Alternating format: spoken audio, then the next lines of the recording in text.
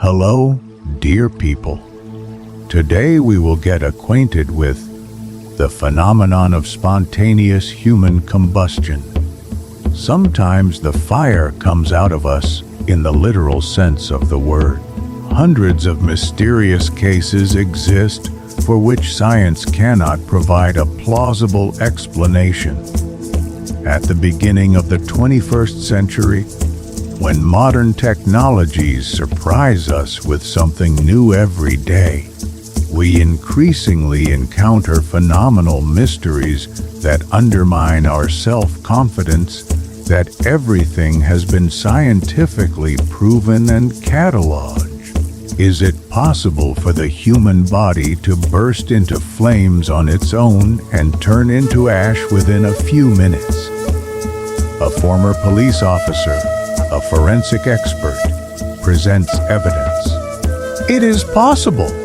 A cold day in January 1980, the scientific police agent from the Criminal Investigation Department of Great Britain, John Hamer, is investigating a case of death by burning.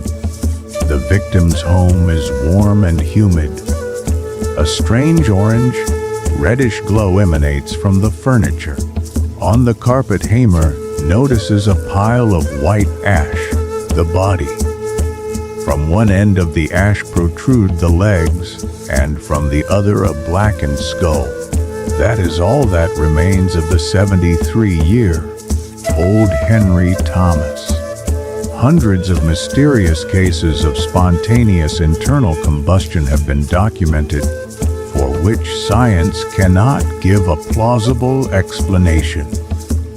With the exception of part of the wooden, framed armchair on which poor Thomas had been sitting, nothing else in the room had burned. An orange luminescence filtered through a sticky layer of evaporated and condensed flesh that had settled on every object in the room. The carpet and rug beneath the corpse were charred only up to the boundary of the pile of ash. It was established that the armchair had burned only where it was in contact with the body. After the charred human remains fell onto the floor, nothing else in the room caught fire. Only the body continued to burn until it turned into a pile of white powder. The forensic doctor suggested the hypothesis that the non-smoker Thomas had accidentally fallen head down into the fireplace and then sat in the armchair in front of the television, calmly burning until his death. But the fireplace had not been lit. Hamer was astonished that this absurd reconstruction of the facts had been officially accepted. He was convinced that he had encountered a case of spontaneous human internal combustion. He informed his superiors, but they rejected his thesis as fantastical. How did the burning of the body begin? Why did nothing else in the room burn while Thomas's body turned to ash? The hypothesis of spontaneous human combustion provides answers to these questions. But is there evidence that this phenomenon actually exists? Agents of the FBI have investigated yet another mysterious case of spontaneous internal human combustion.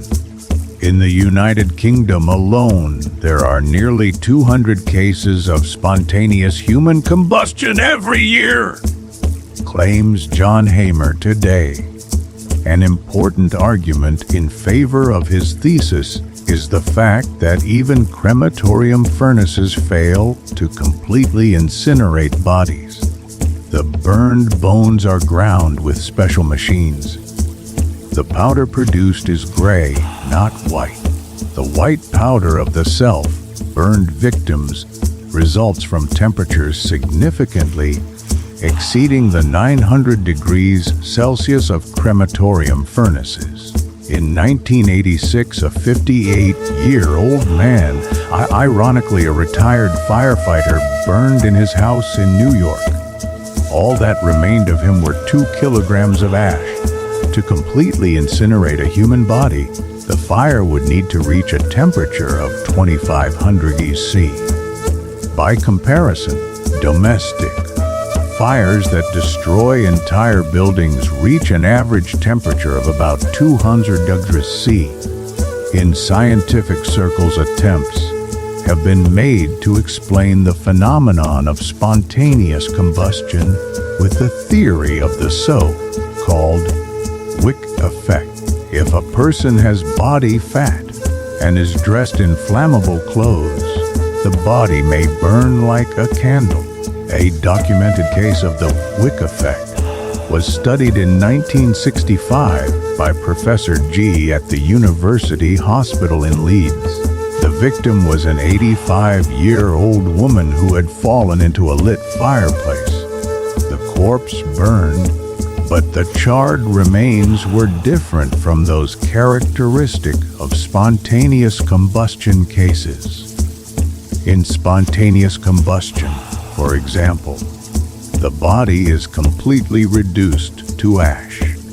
One of the most authoritative experts studying the phenomenon of spontaneous combustion is Larry Arnold, head of the American Paranormal Research Group Parascience International. He and Hamer have gathered much evidence of spontaneous combustion cases.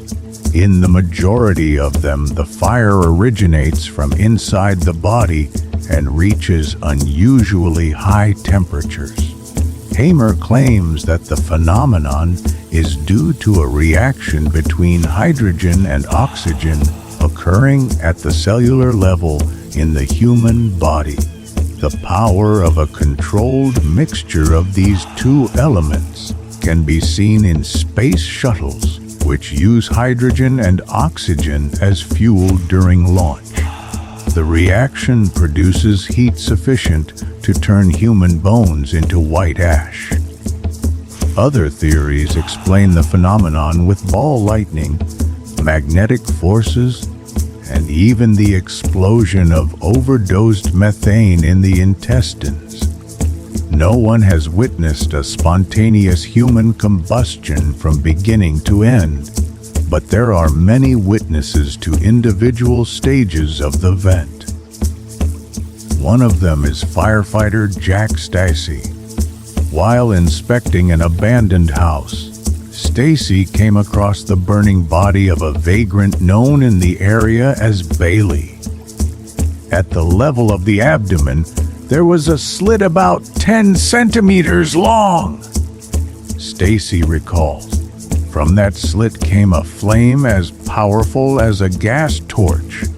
To extinguish the burning vagrant, Stacy inserted a fire extinguisher directly into the body.